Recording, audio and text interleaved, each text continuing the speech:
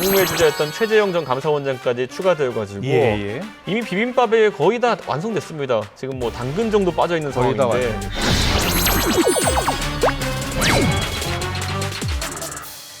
이 압박의 발언 감정가 바로 매겨 보겠습니다. 자, 김성애 대변인 1,000원, 천하람 의원 2억 5천만 원. 2억 5천만 원. 와, 아주 고가네요. 아유, 큰 돈이죠.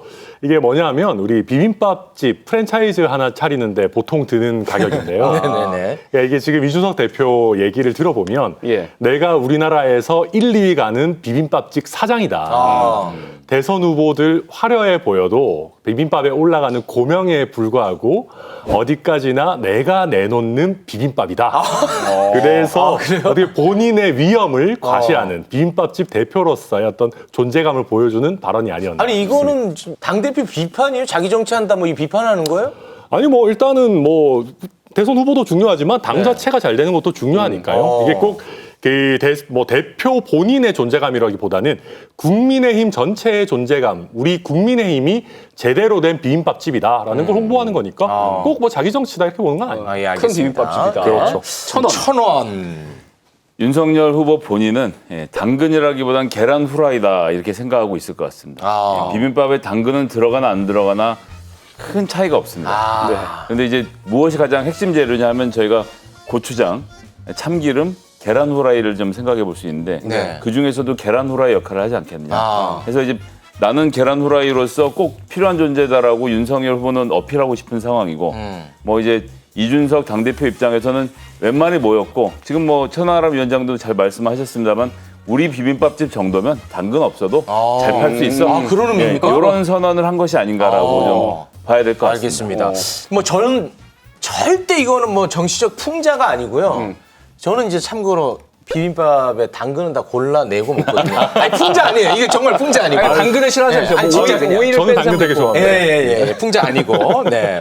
우리 천하람 위원장님은 비빔밥 주재료가 뭐라고 생각하세요? 아니, 사실 비빔밥의 주 재료는 밥이거든요. 그러니까 밥. 저는 왜 이런 얘기를 했을까를 생각해 보면 뭐 이 대표가 의도를 하셨는지는 모르겠지만 윤석열 전 총장이 조금 화려한 재료다. 아, 화려한. 그러니까 눈에 잘 띄는 재료다라고 좀 표현을 한 것 같고요.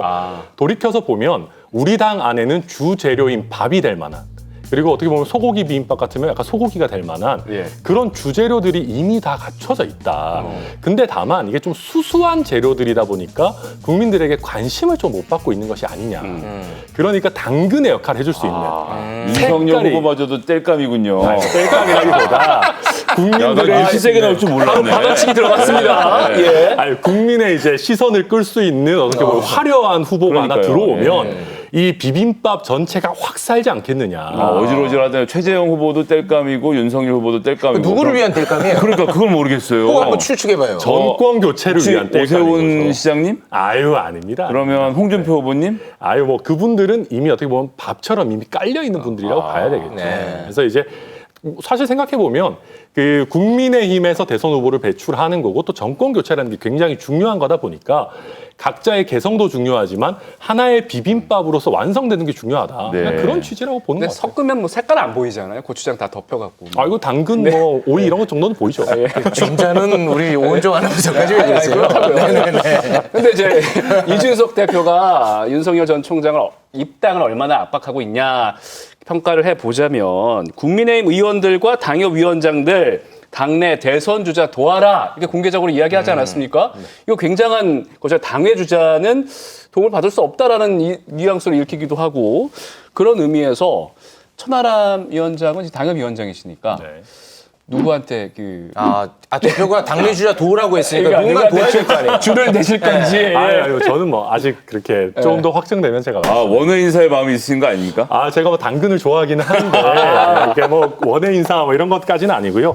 사실 제가 여기 보면 저희 이제 백보드 얘기를 일단 먼저 하고 싶은데 저희 백보드에 보면 로딩 중이라고 해가지고 10칸 중에 한 7칸 정도가 차 있는 게 걸렸어요. 네네네. 근데 보면 한 3칸 정도가 비어 있는데 이게 보면 아마도 뭐 윤석열, 뭐 김동연, 뭐 좀 본다면 장성민 이런 후보들을 염두에 두고 비어 놓은 것 같다. 근데 반대로 놓고 보면 대부분은 꽤 차 있거든요. 그러니까 이준석 대표 입장에서는 뭐냐 하면 일단 차 있는 우리 당내에 있는 후보들을 좀 더 띄워야 되겠다. 그러면서도 뭐 윤석열 전 총장이 중요하지 않냐 하면 아니거든요. 당근의 역할을 해줄 분이고 충분히 화려한 고명이 될 수 있는 분이니까 이분의 가치를 인정해서 오히려 빨리 들어오라고 압박을 하고 있다. 그러니까 로딩으로 기다리고 있는 것이다. 네, 그런 거라고 좀 봐야 되겠죠. 날이 더워서 당근이 상할 것 같아요. 걱정이 많네요.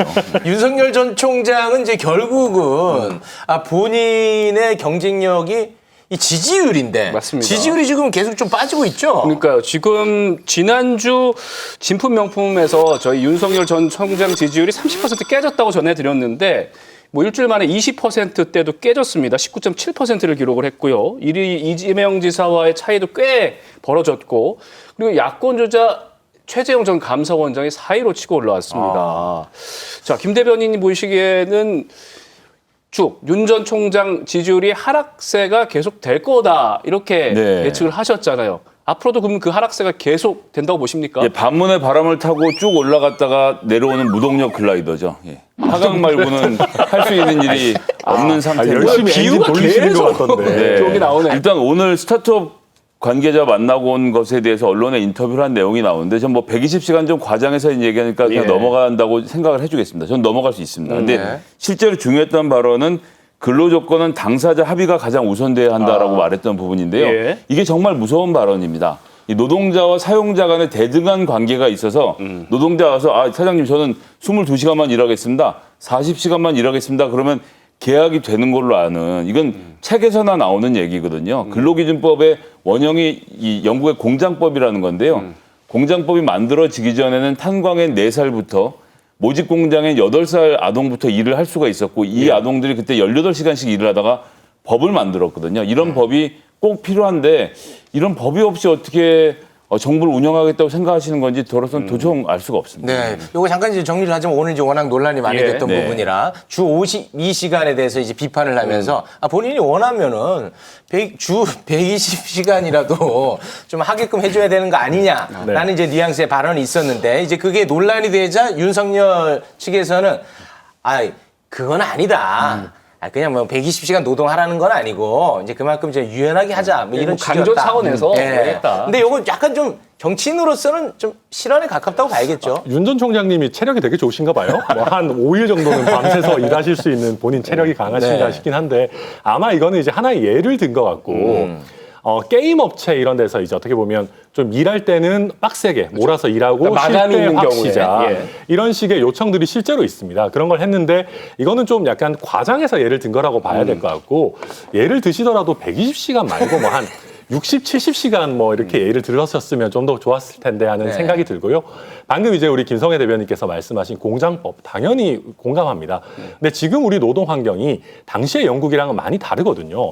요즘 특히 고급 개발자나 뭐 게임 개발하고 이런 분들은 사실 사측과 대등한 협상력을 가진 분들, 오히려 사측에서 의리되는 분들도 분명히 계십니다. 네. 이런 경우에는 우리가 예를 들어서 근로기준법을 너무 딱딱하게 적용할 게 아니라 진짜로 대등한 그 수준에 있어서 조금 더 일하고 싶을 때 조금 더 일하고 네. 쉴 때 확 쉴 수 있는 환경을 만들어주는 것도 나쁘지 않다. 네. 그런 취지고요. 뭐 우리가 주 120시간씩 일 시키면서 노동 착취하자 이런 거겠습니까? 예, 이런 건 제가 전혀 이건 말씀 꼭 안 드리고 넘어갈 수가 없겠네요. 네네네. 지금 저희가 1년에 산재로 노동자가 2,000분씩 돌아가시고 계시고 그리고 특히나 지금 방금 말씀하신 게임 업체 그래서 일주일에 88시간씩 근무를 하다가 심장마비로 돌아가신 분도 계셔서 이렇게 해서는 안 되겠다고 생각해서 노동 시간을 줄이고 있는데 네.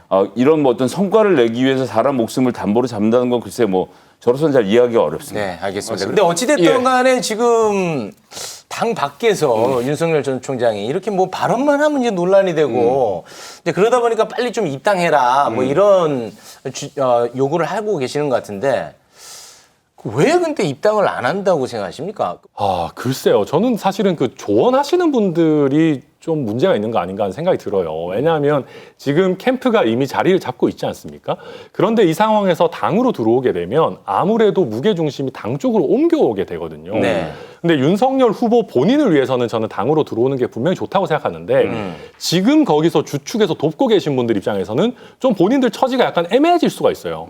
왜냐하면은 아무래도 그분들은 아마추어인데 프로의 리그로 올라오면 아마추어에서는 내가 날렸는데 네. 여기서는 또 본인들이 그 정도의 무게감을 유지를 못할 가능성이 큰 거죠. 네.